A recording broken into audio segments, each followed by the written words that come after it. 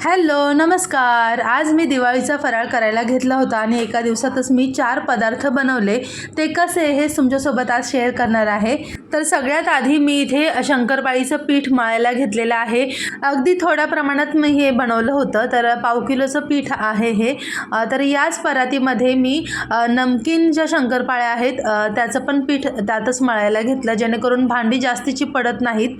आता जे शंकरपाळीचं पीठ होतं ते भिजायला अर्धा तास ठेवायला लागणारच होतं.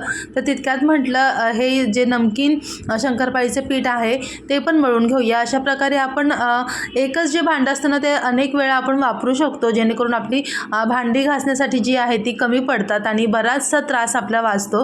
तर इथे बघा नमकीन शंकरपाळी करण्यासाठी मी ओवा आणि मीठ टाकून पीठ मळून घेतलं आहे. आणि ही जी परात आहे ती मी शेवटपर्यंत कशी वापरली, किती वेळा त्याचा वापर केला हे तुम्हाला पुढे दिसेलच. आता हे पीठ छान व्यवस्थित मळून घेतलेलं आहे. जेव्हा आपण असं मोहन टाकतो तेव्हा ते पिठाला व्यवस्थित लावून घ्यायचं आणि पाणी टाकून मग ते मळून घ्यायचं आहे. तर हे पण थोडंसं रेस्ट करण्यासाठी ठेवायचं होतं.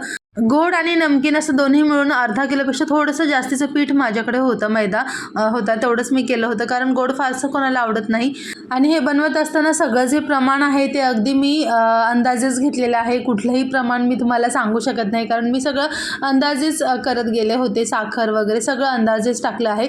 पण फायनली जे पदार्थ झाले ते खूप छान झाले होते. तर आता इथे मी शंकरपाळी करायला घेत आहे. आणि हे सगळं करत असताना आपल्या घरात जे मेंबर्स आहेत त्यांना पण कामाला लावलंच पाहिजे. तर आदी आणि त्याच्या पप्पांनी पण खूप मदत केली आणि मुलांना खूप मजा वाटते बऱ्याचदा असं सगळं करताना. काहीतरी नवीन एक्सपिरियन्स त्यांना मिळतो आणि त्यांना खूप ते करायला आवडतं. तर आधीचं पण तसंच आहे. तर मी इथे शंकरपाळी लाटल्यानंतर तो आला, म्हटलं मम्मी मी ते कट करतो. स्कूलला पण सुट्टी लागली आहे दिवाळीची, तर त्यामुळे बराच वेळ असतो आधीकडे पण. तर त्याने मला हेल्प केली. आणि मी आवर्जून नेहमी तुम्हाला सांगते की आपल्या छोट्या मोठ्या ज्या गोष्टी आहेत, ॲक्टिव्हिटी आहेत, त्याच्यात आपण लहान मुलांना इन्व्हॉल्व केलं पाहिजे, ज्यामुळे त्यांना बरंच काही नवीन शिकता येतं. इथे बघा आधी छान कट करतो आहे शंकरपाळी. जी फिरकी होती ना त्याचं ते पुढचं तुटलं होतं, नाहीतर मग फिरकीने आपण करतो हे. पण ऐन वेळेस मी पाहिलं ते, म्हटलं चला सुरीनेच कट करूया, त्यामुळे थोडंसं अवघड पडत होतं. बऱ्याचदा असं होतं, कारण या ज्या वस्तू आहेत त्या आपल्या यावर्षीच्या त्यावर्षीच लागतात. मग त्या कुठे ठेवल्या की परत तुटलेल्या खराब झालेल्या आपल्याला लक्षात येत नाही आणि मग आपल्याला वेगळा काहीतरी जुगाड करावा लागतो. तर तसंच आम्ही केला आणि तो सक्सेसफुल झाला. तर इथे आता सगळ्या शंकरपाळ्या ज्या आहेत त्या करून झाल्या आहेत, लाटून झालेल्या आहेत. तर त्या मी याच परातीत एका बाजूला काढून घेतल्या. तर अशा प्रकारे आपण एकच जी वस्तू आहे ना ती पुन्हा पुन्हा वापरू शकतो, मल्टिपल यूज करू शकतो, जेणेकरून पुढचं जे भांडे घासण्याचं काम आहे ते आपलं थोडंसं कमी होतं. तर बाकी ज्या शंकरपाळ्या होत्या त्या पूर्ण मला आधीनेच करून दिला, त्यामुळे मी लगेच शंकरपाळी जे आहे ते तळायला घेतलं होतं. आणि ते थोडं माझं त्याला गायडन्स चालूच आहे. आपण लहान मुलांना करताना सांगायचं ना, हे असं नको, हे असं कर, ते तसं कर. तर तसं माझं इथं चालू होतं. असं म्हणतात की फराळाची सुरुवात जी आहे ती नेहमी गोड पदार्थांनी झाली पाहिजे. त्यामुळे मग मी सगळ्यात आधी शंकरपाळी करण्याचं ठरवलं. सगळ्या शंकरपाळी लाटून वगैरे घेतल्यानंतर बघा इथे फ्राय करायला घेतलेल्या आहेत आणि अगदी सुटसुटीत झाल्या होत्या, कुठेही चिकटल्या नाहीत किंवा असं कडक होतात ना तशाही झाल्या नाही, अगदी खरपूस छान भाजल्या गेल्या होत्या. आणि ही माझी नेहमीची टेक्निक आहे की आपण एक एक करून असं टाकायला जातो तेव्हा हातावर तेल उडतं, म्हणून झाऱ्यामध्ये ठेवूनच मी ते तेलात टाकते. आणि आधीची इकडे कलाकारी सुरू होती. थंड झाल्यानंतर मी शंकरपाळी डब्यात काढून ठेवल्या आणि नंतर जे नमकीन शंकरपाळीचं पीठ आहे ते पण छान भिजलं होतं, मुरलं होतं. तर मग ते करायला घेतलं आणि ओवा वगैरे टाकून खूप छान लागतं, हे टेस्टी लागतं. गोड शंकरपाळ्यांपेक्षा या नमकीन ज्या आहेत त्याच घरात जास्त आवडतात सगळ्यांना.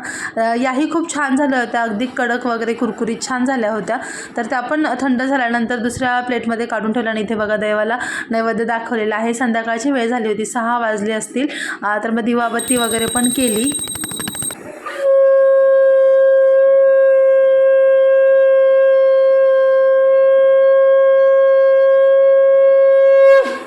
घरात जो काही पदार्थ बनतो तो सर्वात आधी देवासमोर ठेवला जातो.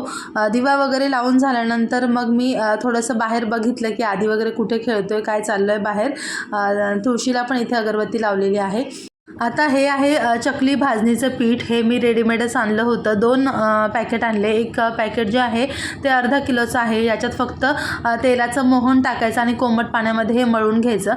आणि त्याच्या चकल्या पाडून मग तळून घ्यायच्या. तर असं आपल्याला आता आजकाल थोडं काम सोपं झालं आहे. भाजणी करायची म्हटलं तर भरपूर त्याच्यात वेळ जातो आणि प्रमाण चुकलं तर मग सगळं चुकतं पुढचं. इथे मी पोह्यांचा चिवडा करण्यासाठी पोहे जे ते भाजून घेत आहे. सकाळीच मी थोडे उन्हात वाळून घेतला आहे आणि सगळी कामं मी कट्ट्यावरती बसूनच करते, कारण उभं राहून पाय खूप दुखतात. तर असं वरती बसूनच मी हे सगळं काम करते. आणि इतक्यातच ड्रेसिंग टेबल जो मी बनवायला दिला होता ना, ते पण लोक आले होते. तर मग त्याच्यात पण बराच वेळ गेला ते सगळं तिथे लावेपर्यंत. हे मी तुम्हाला नंतर दाखवेनच. तर त्यानंतर मी इथे पोहे भाजून घेतल्यानंतर त्याच्यात जे टाकण्याची साहित्य आहे तर शेंगदाणे, खोबरं, मिरची, कढीपत्ता हे सगळं तळून त्याच्यात टाकलं. आताच गावी गेले होते तेव्हा येताना मी हा कढीपत्ता आणला होता, त्यामुळे फ्रेश कढीपत्ता भेटला चिवडा बनवण्यासाठी. तर इथे मी कुठलाही मसाला वापरलेला नाही. एक्स्ट्राचा जो चिवडा मसाला येतो तो कुठलाही वापरला नाही. अगदी आपले घरचे जे मसाले असतात तेच टाकून मी चिवडा बनवला आणि खूप छान झाला होता.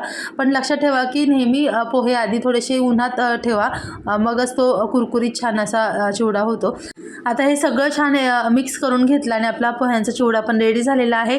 तर साधारण 8:30 वगैरे वाजले असतील, त्यामुळे मी जेवण वगैरे बनवण्याच्या भानगडीत पडले नाही.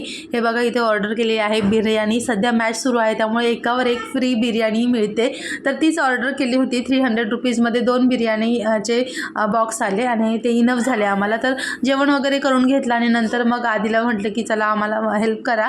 त्यांनी चकल्या पाडून दिल्या आणि मी इथे सगळ्या चकल्या ज्या आहेत त्या तळून घेतल्या.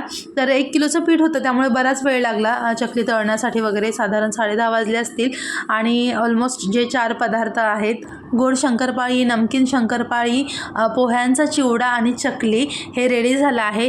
तर तुम्ही देखील असं शॉर्टकट करून दिवाळीचं फराळ बनवून घ्या. आणि इतकीच भांडी पडली होती ती लगेच धुवून झाली, त्यामुळे पटकन काम आवरलं. भेटूया पुढच्या ब्लॉगमध्ये. Bye bye. हॅप्पी दिवाळी.